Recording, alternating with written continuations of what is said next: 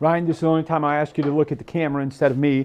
But if you look into that camera, tell me who you are and what it is, where we are, and what you do. My name is Ryan Williams. I'm the Chief Executive Officer of Seedlinks Behavior Management here in Shreveport, Louisiana. I have the privilege of running the day-to-day operations of Seedlinks, where we manage nurses, doctors, licensed professional counselors, and an office staff to make sure that we're taking care of what we need to take care of in the community. Would you say our community faces a mental health crisis? Crisis is such a strong word, but it's okay to use that word. A crisis is how you describe it or how you perceive it. So what you may see as a crisis is what I may not see as a crisis, but I'd have to agree with you. There is a mental health crisis going on in the city of Shreveport. And when people think of a crisis, they think that the sky is falling. And in some cases, that may be the right term to use. But in this case, when we talk about a crisis, we're talking about access to care, access to resources. So when you don't have that, we are dealing with a crisis in this area. And anytime you have a crisis, the first thing you want to do is figure out how to address it, how to stop it. Because if you don't stop it, if you don't stop people who are cut from bleeding, they'll bleed on people that didn't cut them. And I think that's what we're dealing with in our community. How deep is this problem with people not having the ability to access the care they need when it comes to mental health in our community right now? Well, we haven't erased the stigmas that are attached to it, first and foremost. We are frowning upon people who have mental disabilities and mental ideations inside of our community, and we're not getting them what they actually need. If my arm was cut off, or I just hurt myself, or I had a deep abrasion in my arm or on my face or on my chest, anywhere, you'd be trying to get me to the doctor. But there are people who are hurting the inside that you can't see, or you may notice it, and we're not getting them to the proper people to get them the proper help. And that's what's going on. When you have a community where over 35 to 45% of people are dealing with mental issues, and you have a public officer, whether it be a fireman, whether it be a police officer, whether it be a city worker who's just checking the meter, who's not aware of how to deal with that particular person, then it's a problem on top of a problem, and that person's in mental distress, and we don't have anyone that's properly trained to deal with them at the scene. It's going to escalate and turn into more and more problems. And do you think that our community really understood the degree of this issue until this summer, when we saw no fewer than 4 people die at the hands of police that were in psychiatric emergencies? I think we're still lacking. I don't think we've caught up to what's truly going on. I think more people are aware, but not enough people are aware. And when enough people are not aware, that's going to continue to cause more problems. I think that as a city, that we need to be culturally responsive to what's going on inside of our community when it pertains to mental health, healthcare. I got into this on accident, and I got into it with working with children. And when you're working with children and you start to see them one day where they're super excited and they're having a great day, and then the next day you see that someone has diminished their light, you want to figure out how to bring that light back into them. And in the process of getting into that and doing that, I wanted to learn more about it. How can I help young people and people in general bring that light back into their lives? Because we all deserve that. Life needs sun, you need love, and you need other things to go along with that in order for you to blossom and grow. What are the resources? What are the services that are lacking in this community right now when it comes to people suffering severe mental illness? Knowledge. I think that we need to make it more clear. We need to make it more abundant. For some reason in the city of Shreveport, there is a huge gap between the haves and the have-nots. People who have access to healthcare and people who don't. People who take advantage of healthcare and people who don't. I mean, that gap is too wide in this area. We need to figure out how to close it and how not to look down on people who are having mental health emergencies or who need help, or how to get them to the proper resources. Making sure that they know that, hey, there's a place that wants to help you. And that's all they want to do. They don't want to take advantage of you. They want to help you. They want to make sure that you're getting the right care. I mean, the emergency room and the 10th floor at LSU are just as important, when it comes to health inside of the community. But after the folks leave the emergency room or the 10th floor, what kind of services are we lacking? Because as you talk about, this isn't like necessarily a gaping cut in my arm that I can get a Band-Aid, I can get some antibiotics and move on. Treatment needs to continue for some great time, if not for the entirety of someone's life. What are the resources after someone first gets evaluated, first gets diagnosed with mental illness that we're lacking in both Shreveport and Bossier today? Providers. We don't have enough providers. Seedlinks is a provider. We are licensed through the state of Louisiana. And then we also have contracts with 5 insurance companies throughout the state of Louisiana. One thing that I can say that we've just did, which is good, is that we've just sealed a partnership with Genoa Healthcare to put a pharmacy inside of our building. So when that person comes and receives the care from the nurse and the psychiatrist, they don't leave here without their meds or without their shots or without the things that they need. And they can come and get it in a good, comfortable environment. I think that we need more collaborative care. There is a lack of social workers and mental health experts, of psychiatrists and nurses and things like that inside of this area. But we're doing the best that we can with what we have. But we also need the community to meet us halfway with training more people inside the community to receive more help. That happens here locally, but it also happens from a state level. It's the state legislators who are sometimes holding us back from providing the proper care. I'll give you a little insight. So for a person to receive care from us, if someone bursts through that door right now and they say, hey, listen, I'm schizophrenic and I'm having some issues, the first thing that happens is we have to give them an assessment from a licensed professional counselor, right? But we have to have their consent. And there's a lot of paperwork that has to go along with that. From that paperwork standpoint, we have to send it to the insurance companies and they have to give us permission to work with that person if they have Medicaid. If they don't have Medicaid, then we have to apply for their Medicaid, wait for it to come back.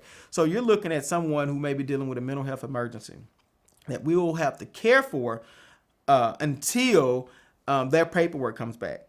And it has to come back right. If it doesn't come back right, we still have to provide them with care. Well, that's an overall strain on us as a company to try to survive and be in business, especially in the middle of a pandemic. But I'll tell you this, we're the kind of company and we're the kind of people to where if you come through that door and you have a mental health emergency, we're not turning you around. We're going to make sure that we can take care of you to the best of our ability until we can find another resource for you. This wasn't a month or two or a year or two in the making, this crisis.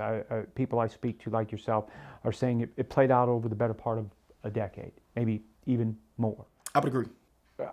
What kind of, if you can, speak to the history of how we came onto this kind of fractured mental health system that we see right now playing out in Bossier and in Shreveport? So you have to go deeper than just Shreveport and Bossier. You have to look at the state as a whole.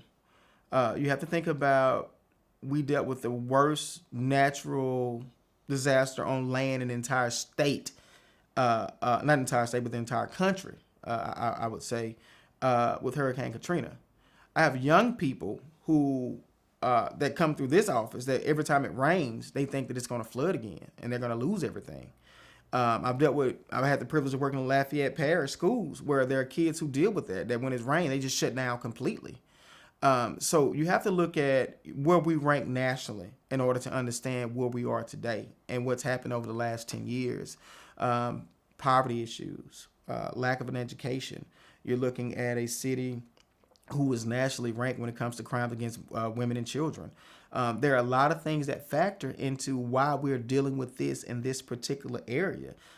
Where we stand nationally determines a lot of what's going on locally. So there are a lot of things that just have to be digested in order for us to get to the point to where we can start making amends on some of the stuff that's happened in this area. When you saw events play out this summer, when you saw stories like Tommy McLaughlin play out locally, we know these things were happening nationally. Unfortunately, we saw them. Then we saw them come right on our own front doorstep in both Shreveport and Bossier. In someone who deals in this field, and you learned through media accounts that these people were folks suffering psychiatric emergency. What were the thoughts that went through your mind? Naturally, you want to help. You want to almost jump in the screen and try to help. When you see things like that happen, it kind of bothers you a little bit because at that point in time, you see someone, they don't necessarily need a police officer.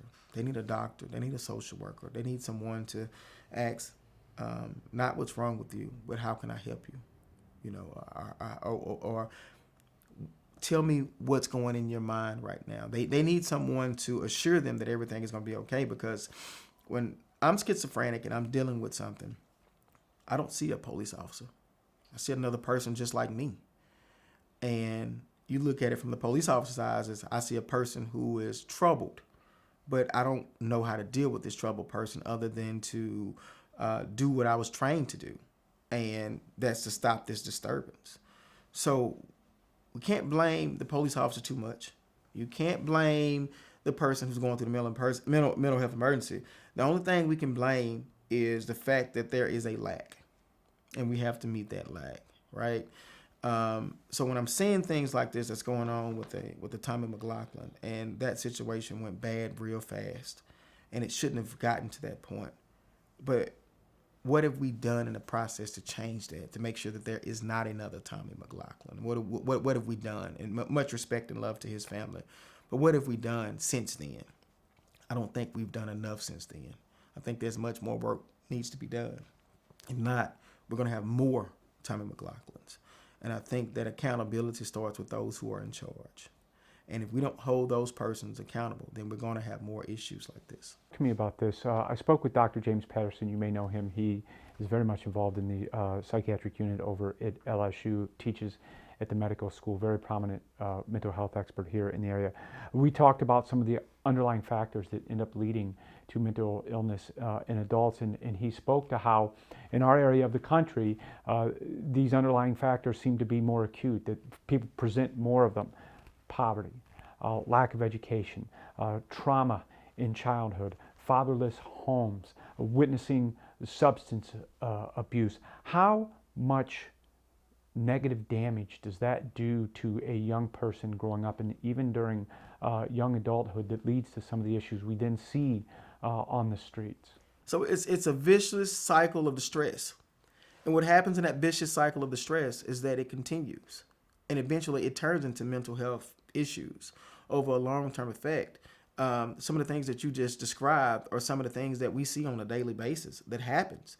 And most times it goes unaddressed. And when it goes unaddressed and it goes unchecked, eventually that hurt person will hurt someone else. And that's what we're dealing with. That's why you see a lot of the crime, and you see a lot of the violence, and a lot of the lack of care of life of what's going on, because that person is dealing with distress, and they're dealing with emotional traumas that have never been addressed. So that child eventually turns into an adult that eventually hurts someone because they've been hurt their whole life. They don't have any trust, they don't have any care, and they don't have any concern for others because no one has ever had that for them. And that's what causes that vicious cycle of distress.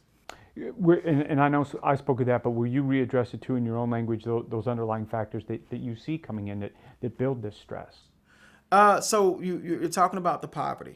You're talking about, if I'm not mistaken, I think it's 30 to 40% of the children here live below the poverty line. So that means that there is a true lack of resources for them. There is a lack of the daily things that they need in order to just live a regular life. So you're talking about the poverty, you're talking about the crime and the violence and the things that they see on a daily basis. You're talking about the homelessness. That's something that has to be checked. When you're dealing with a family who's been living in a hotel and doesn't have any family structure, or you may see children who have seen their mother prostituting or using drugs, and you're trying to convince them to live a normal life, but they constantly have that in their mind and inside of their heads, and they're not receiving the proper nutrition. So there are a lot of factors that play into the mental health distress and mental health emergencies. What's your biggest fear right now if we don't tackle this issue of mental illness and the lack of resources to people who suffer? Hopelessness will run rampant. And when hopelessness sets in, then bad things start to happen. You'll have more children committing suicide, and you'll have more children committing violence against other children, and they'll grow into people who commit violence against others. Oftentimes when we check the records of certain people and we look at their past, and it reveals some kind of abuse or neglect in their past when they were children, and now they're adults and they've committed a crime or they've done something wrong, then you see, well, if someone had checked this way back when, they wouldn't be dealing with this as an adult.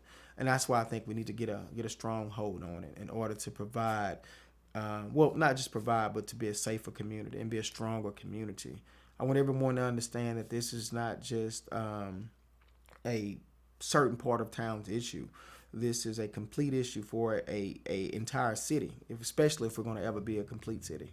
And why do you say that? It's an issue for the entire city. So, because there is such a wide gap of the have and have-nots, most persons, and please understand that mental health is not a rich or a poor thing. It's an everybody thing. But when you when you are a have, you have access to better resources, better health care. When you have not, then there is a lack of. So you can't, and also a lack of knowledge. So you can't get to the point to where you feel comfortable even asking for mental health care when you haven't even eaten all day, or when you don't have lights at your home and your basic needs are not met. So that's the difference in what I'm trying to display when it comes to the haves and the have-nots as far as research. This mental illness crisis that we face doesn't recognize borders. It's not stopping at the river. It's crossing the bridge into Bossier City. At both ends. At both ends, it is. It's something that spews over, with the drug use, with the abuse, with the neglect, with the poverty issues. Those things are not just border issues. Those things cross over and go different places. And, what's not at your front door today, what's at my back door today may be at your front door tomorrow. And you got to understand that.